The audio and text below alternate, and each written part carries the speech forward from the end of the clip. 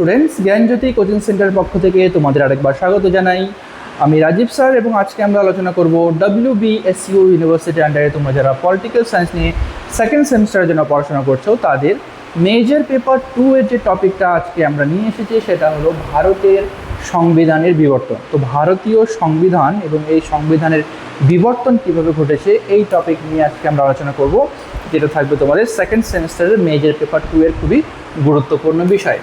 আচ্ছা, ভিডিওটি শুরু করার আগে তোমরা যারা আমাদের চ্যানেলে প্রথম এসেছো বা এখনও আমাদের চ্যানেলটিকে সাবস্ক্রাইব করোনি তারা অবশ্যই চ্যানেলটিকে সাবস্ক্রাইব করো এবং পাশে থাকা বেল আইকনটিকে ক্লিক করে দিও, যাতে আমাদের পরবর্তী ভিডিও নোটিফিকেশান তোমরা খুব সহজেই পেয়ে যেতে পারো।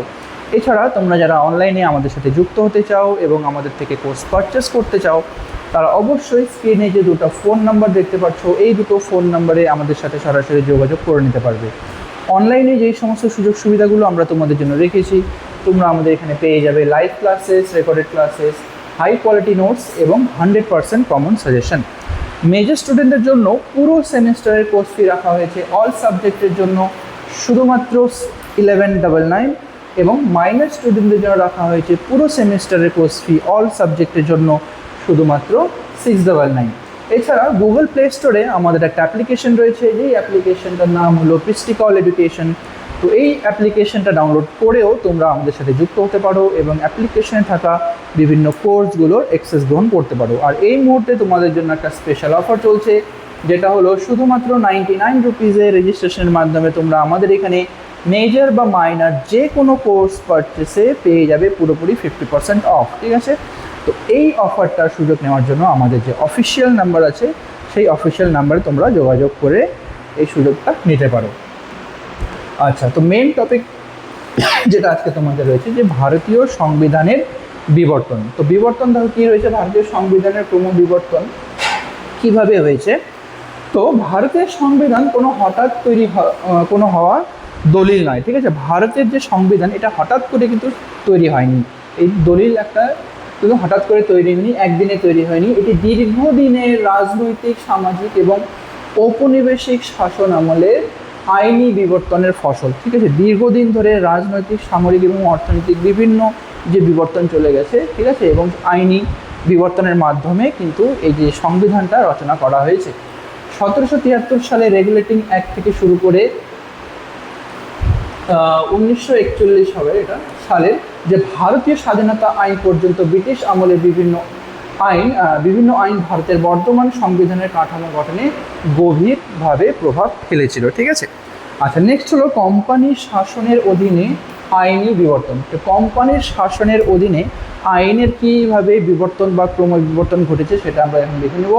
তো প্রথম সেটা হলো রেগুলেটিং অ্যাক্ট, যেটা হলো 1773 সালে করা হয়েছিল। ঠিক আছে, রেগুলেটিং অ্যাক্ট এটি ছিল ভারতের কেন্দ্রীয় প্রশাসনের প্রথম পদক্ষেপ। তো কেন্দ্রীয় প্রশাসনের প্রথম পদক্ষেপ হিসেবে রেগুলেটিং অ্যাক্টকে দেখা হয়, যেটা 1773 সালে করা হয়েছিল। এর মাধ্যমে বাংলার গভর্নরকে গভর্নর জেনারেল পদে উত্তীর্ণ করা হয়। বাংলার যে পদ ছিল, গভর্নর ছিল, এই পদটাকে গভর্নর জেনারেলে উত্তীর্ণ করা হয় এবং কলকাতায় একটি সুপ্রিম কোর্ট প্রতিষ্ঠার ব্যবস্থা করা হয়। ঠিক আছে, তারপরে রেগুলেটিং অ্যাক্টের মাধ্যমেই কলকাতায় একটা সুপ্রিম কোর্ট প্রতিষ্ঠার ব্যবস্থা করা হয়। নেক্সট হলো পিটের ভারত শাসন আইন, যেটা হচ্ছে 1784 সালে করা হয়েছিল।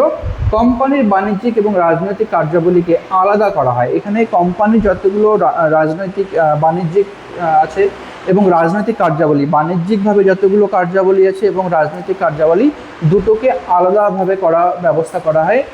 এই শাসনের জন্য বোর্ড অফ কন্ট্রোল গঠন করা হয়। ঠিক আছে, এবং শাসন কার্য যাতে সঠিকভাবে পরিচালনা করা হয়, উভয়ের মধ্যে যাতে কোনো ধরনের দ্বন্দ্ব না লাগে, তার জন্য একটা বোর্ড অফ কন্ট্রোল গঠন করা হয় এই পিটের ভারত শাসন আইনের মাধ্যমে। আচ্ছা, নেক্সট রয়েছে চার্টার অ্যাক্ট সমূহ। চার্টার অ্যাক্টেই বলা হয়েছে কি দেখো, যেটা হলো 1833 সালের আইনের মাধ্যমে বাংলার গভর্নর জেনারেলকে ভারতের গভর্নর জেনারেল করা হয়। তো বাংলার যে গভর্নর জেনারেল ছিল সেই বাংলার গভর্নর জেনারেলকে পুরো ভারতের গভর্নর জেনারেল হিসেবে স্বীকৃতি দেওয়া হয় বা উন্নতি করা হয়, যেটা হলো 1833 সালে যে চার্টার অ্যাক্ট ছিল এই চার্টার অ্যাক্টের মাধ্যমে। ঠিক আছে। আচ্ছা, নেক্সট হচ্ছে উইলিয়াম বেন্টিক ছিলেন এর প্রধান। ঠিক আছে, তো এই যে ভারতের যে গভর্নর জেনারেল হয়, তো প্রথম যে ভারতের গভর্নর জেনারেল তো হলো লর্ড উইলিয়াম বেন্টিক। তো ইনি ছিলেন ভারতের প্রথম গভর্নর জেনারেল। এটি প্রশাসনকে সম্পূর্ণ কেন্দ্রীভূত করতে সাহায্য করেছিল। নেক্সট হলো 1853 সালে আইনের মাধ্যমে প্রথমবার গভর্নর জেনারেল কাউন্সিলের আইন বিভাগ এবং শাসন বিভাগকে আলাদা করা হয়। ঠিক আছে, তো প্রথম যে ভারত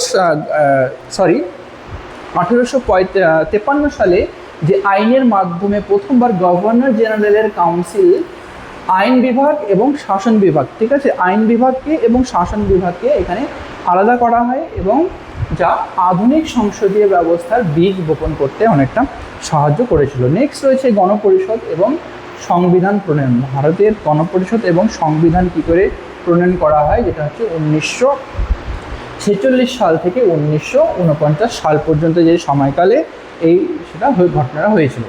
নেক্সট হলো ক্যাবিনেট মিশন প্ল্যান, যেটা হচ্ছে 1946 সালে, ঠিক আছে, 1946 সালে করা হয়েছিল ক্যাবিনেট মিশন প্ল্যান। এই মিশনের সুপারিশ অনুসারেই ভারতের সংবিধান রচনার জন্য গণপরিষদ গঠন করা হয়। ঠিক আছে, ভারতের সংবিধান রচনার জন্য যে গণপরিষদ রচনা করা হয় এটা হচ্ছে এই ক্যাবিনেট মিশন প্ল্যানের মাধ্যমে এটা করা হয়েছিল 1946 সালে। নেক্সট হচ্ছে খসড়া কমিটি, যেটা বা ড্রাফটিং কমিটি যেটাকে বলা হয়।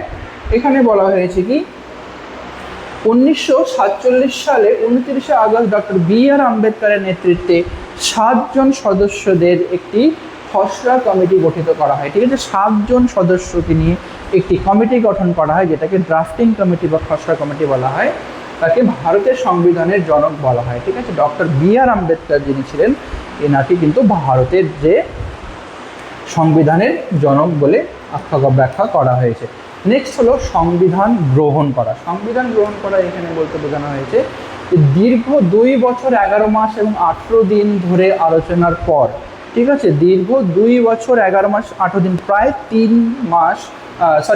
3 বছর দীর্ঘ আলোচনার মাধ্যমে 1949 সালে 26শে নভেম্বর গণপরিষদ কর্তৃক ভারতীয় সংবিধান গৃহীত করা হয়। ঠিক আছে, ভারতীয় সংবিধান গৃহীত করা হয় ভারতের গণপরিষদের দ্বারা এবং 1950 সালে 26শে জানুয়ারি এটি সম্পূর্ণভাবে কার্যকর করা হয়। তো 1950 সালে যে 26শে জানুয়ারি রয়েছে, এই 26শে জানুয়ারি হচ্ছে ভারতীয় যে সংবিধান এটা পুরোপুরিভাবে কার্যকর করা শুরু হয়। ঠিক আছে, আচ্ছা, এটাই ছিল আজকে তোমাদের আলোচনার বিষয়। ভিডিওটি যদি ভালো লেগে থাকে তাহলে অবশ্যই লাইক আর কমেন্ট করো।